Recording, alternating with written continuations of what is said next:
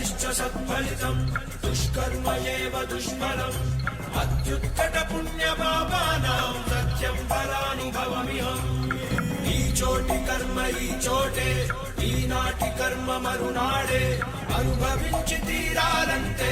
ఈ సృష్టి నియమం ఇదే ఎన్ని కన్నీళ్ళ ఉసురిది వెంటాడుతున్నది